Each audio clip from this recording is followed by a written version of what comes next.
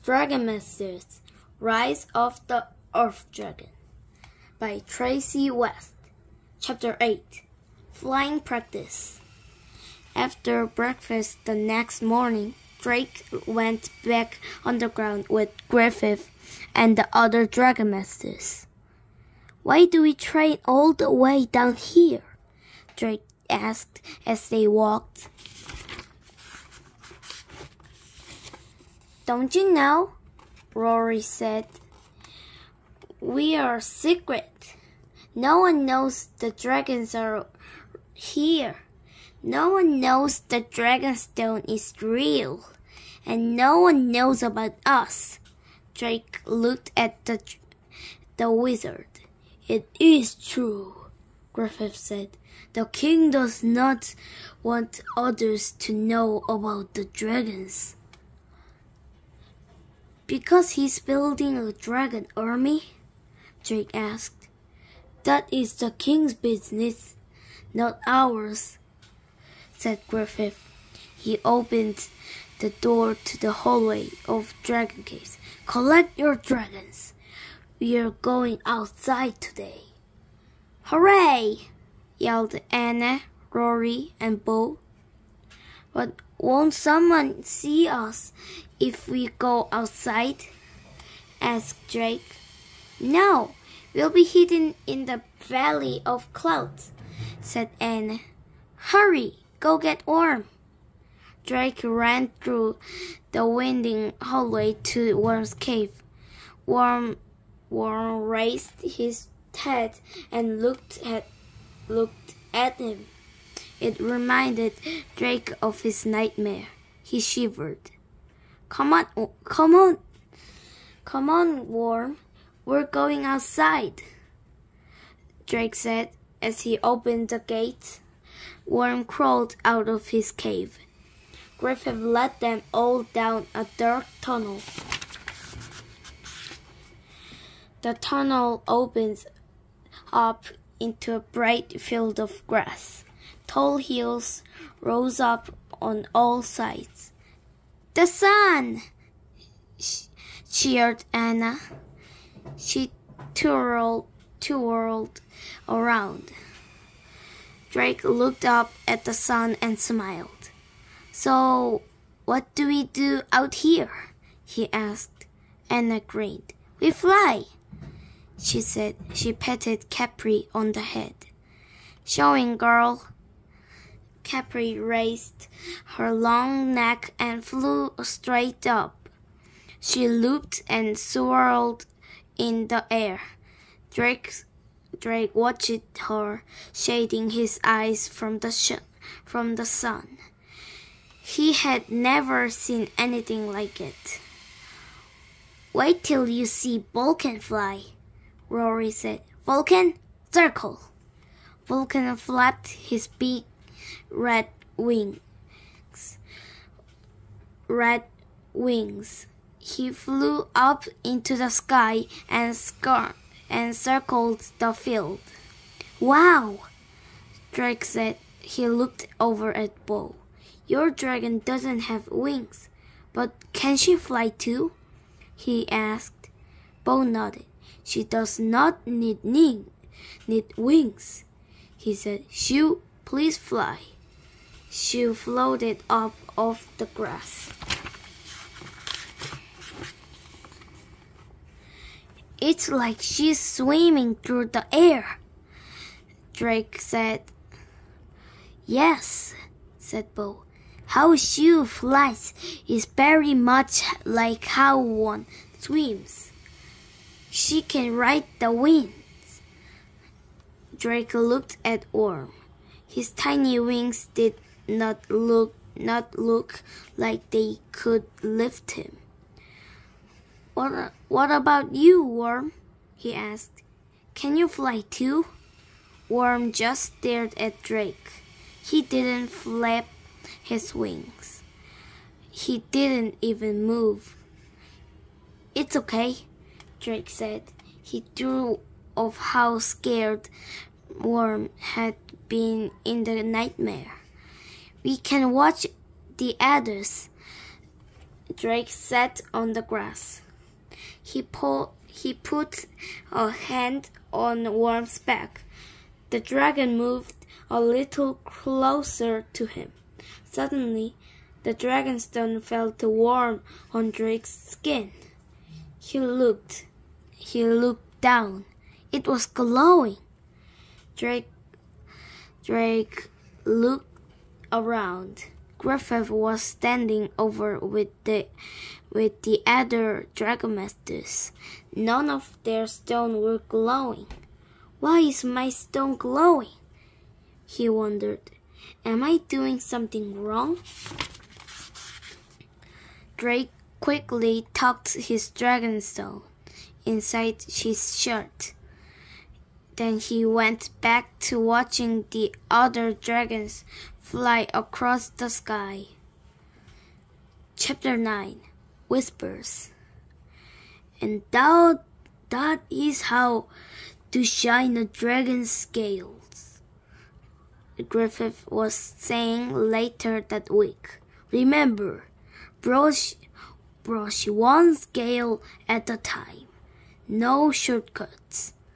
Rory sighed. When can we go out again? Drake was glad Rory had asked. They had been stuck in the training room for 3 days.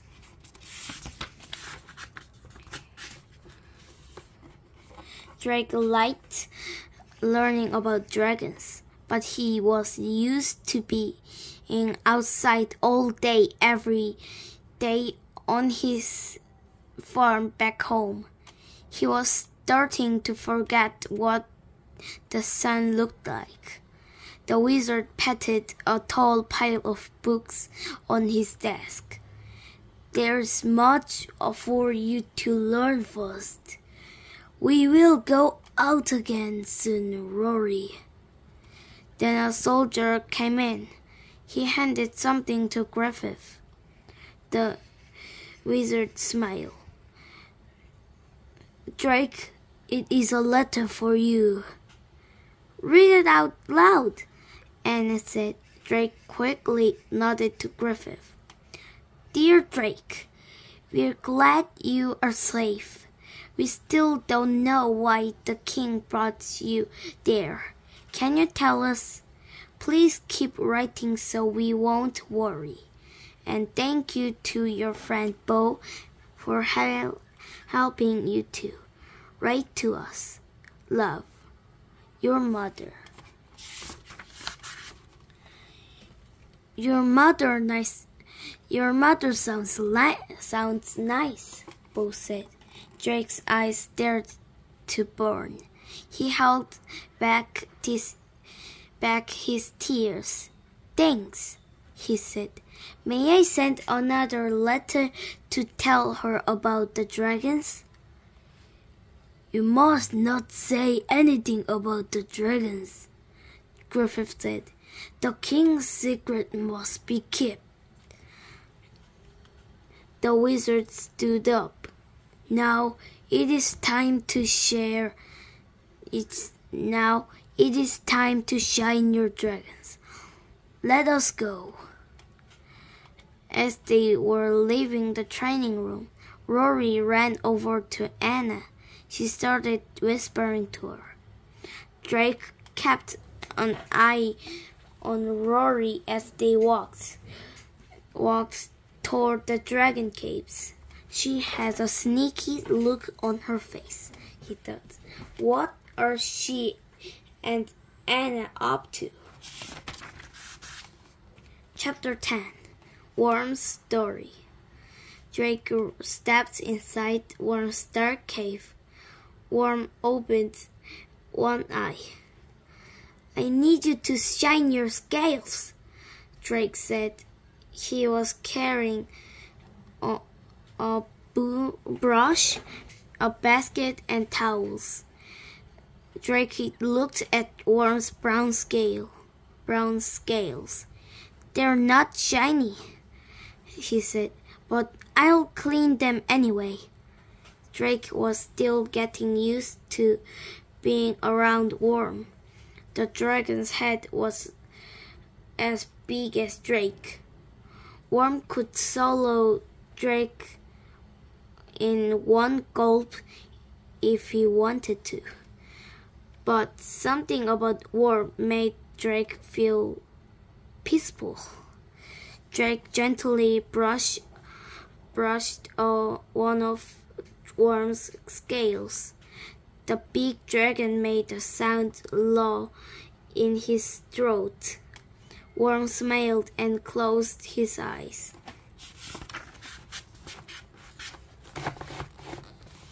"You like that?" Drake asked. Worm made another purring sound. "Good." He cleaned Worm's scales, one at a time. "I kind of missed the onion field back home," Drake said to his dragon. "It was hard work, but I love being outside." Drake started to clean Worm's head. "And I really miss my family," Drake said.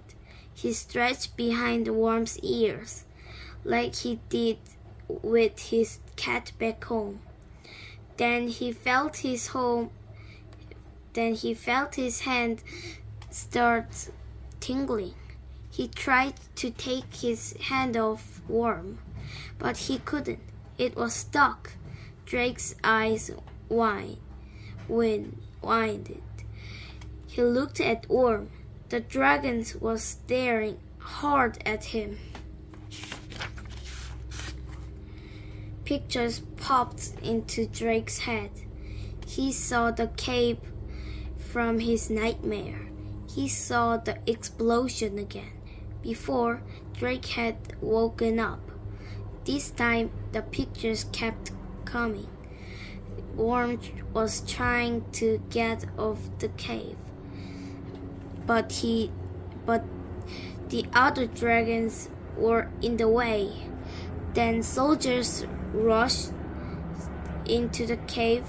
Each soldier's shirt has a golden dragon sewn on it. "The king's soldiers?" Drake asked. The soldiers wrapped Worm in chains. They dragged him out of the cave. "Ow!" Drake could hear Worm's cry. Then his hand stopped tingling. The pictures left his head. Drake looked at Worm. "Did that really happen? Did the king's men take you away from your family? Just like they took me away from mine?" Worm nodded. "I'm so sorry," Drake said. He threw his worm around Worm's neck. Worm closed his eyes. All his life, Drake had looked up to King Roland. But why would the king's man treat Worm like a prisoner? Wondered Drake. Maybe he isn't such a good king after all.